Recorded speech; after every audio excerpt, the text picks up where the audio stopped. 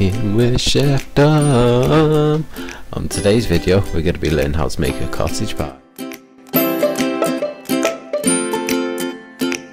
Now that we have all our ingredients, we can go ahead and peel our carrots. Once we've peeled our carrots, we can chop them down into bite-sized pieces.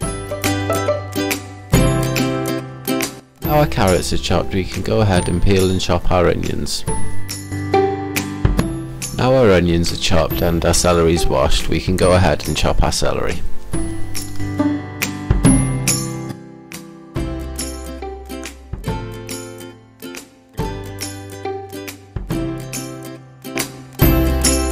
Now that we have all our prep done, we can go ahead and put 2 tablespoons of olive oil into a pan and put the pan onto a heat. Once your oil is nice and hot, you can go ahead and add your minced beef to the pan. You might have to do this in 1 or 2 batches. Once the minced beef has been cooking for a couple of minutes and it's got a nice browny colour, you want to set the minced beef to one side. Once you've taken the minced beef out of the pan, you want to add another 2 tablespoons of olive oil to the pan and let the pan heat up. Once the olive oil is heated up in the pan, you can go ahead and add your onions, your carrots, your celery and your garlic all to the pan and give it all a nice good stir.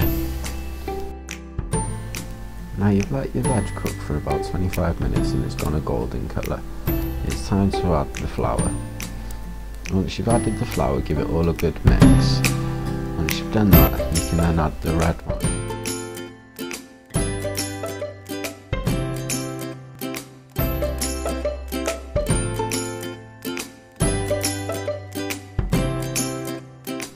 Once you've added the red wine, it's time to add salt, pepper, thyme and a bay leaf as well.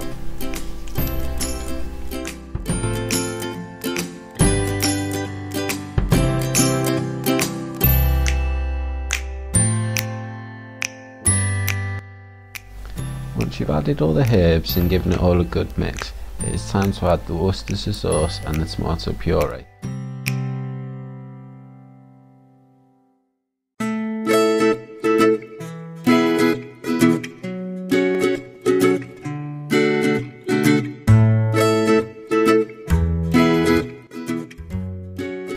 Now you can add your minced beef and, if you choose, some peas as well.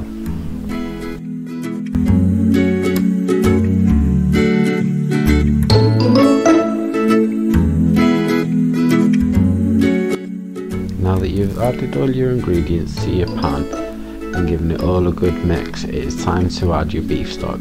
You want to add just enough beef stock so it's just about covering all your ingredients in your pan. Once you've added the beef stock, you want to now let that cook for about another 25 minutes so it all combines together.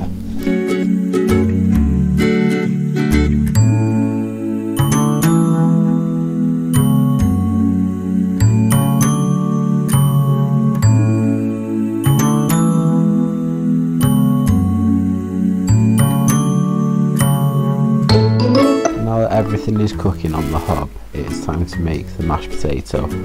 Once you have boiled your potatoes, it is time to add milk, double cream, butter, salt, pepper and parsley.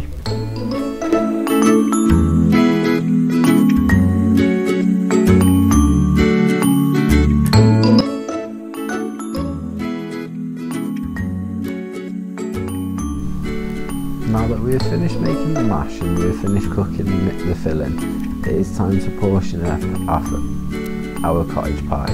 We'll start off by portioning up the filling. For this recipe I got about 26 portions, but for the recipe that I'll be leaving in the description, the Yeald will be around about 8 to 9 portions.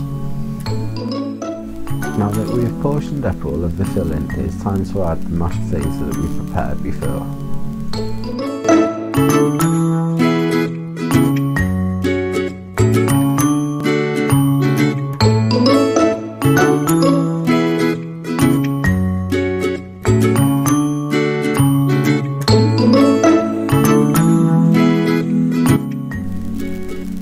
Once we've applied the mashed potato to the top of the filling, we can go ahead and add a bit of cheese and then put it under the grill for about 5 minutes just to grill off the cheese. and then we are ready to portion up our cottage pie.